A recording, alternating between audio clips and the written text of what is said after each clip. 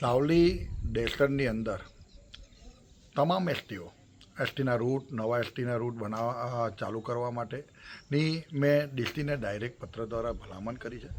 માન્ય નાયબ મુખ્યમંત્રી હર્ષભાઈ સંઘવી જોડે પણ મૌખિક વાત થઈ, એમને તરત જ સૂચના પણ આપી દીધી છે કે જે પણ રૂટ નવા ચાલુ કરવાના થાય નવા, અને જે રૂટને નિયમિત કરવાના થાય નિયમિત બધા જ કરવાના.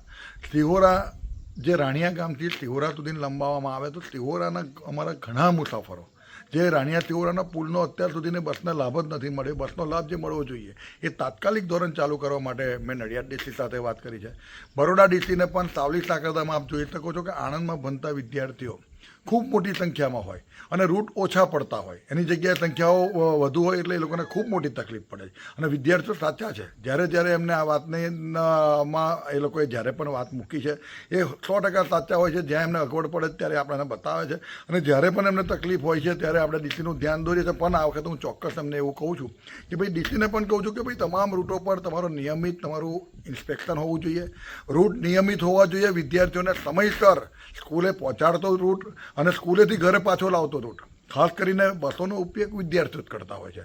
એવી રીતે અમારા કાલોલ ડેપોથી જે જેસર ગોપરીની સડાસાલ, ઝુમખા, મેવલી આ બધા જે રૂટો છે, જે નવા રૂટો ચાલુ કરવાના છે, જે રૂટોને નિયમિત કરવાના છે, બધા જ પત્ર દ્વારા તમામ રૂટોના એકદમ ક્રમશઃ બધું આપી દીધું છે. મને વિશ્વાસ છે 8-10 દિવસમાં આનું નિરાકરણ આવી જશે.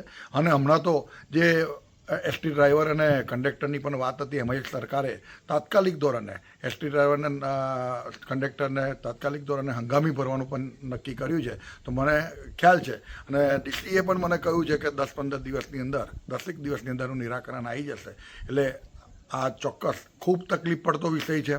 માન્ય નાયબ મુખ્યમંત્રીએ પણ એને ગંભીરતાથી લીધો છે અને હું પણ કહું છું કે વિદ્યાર્થીઓને કે મુસાફરોને કોઈ પણ તકલીફ ના પડવી જોઈએ અને તમામ રૂટ જે અનિયમિત છે એને નિયમિત થાય અને જે નવા રૂટની માગણીઓ છે એ નવા રૂટની તમામ રૂટ સાવલી, ડેસર અને વડોદરા ગ્રામ્યના જે પણ હોય એ તમામ આપવા માટે જે મેં પત્ર લખ્યો છે એને મને 10 દિવસમાં નિરાકરણ જોઈએ. ફરી એ પત્ર ના લખવો પડે એની પણ એ ગંભીરતાથી નોંધ લે.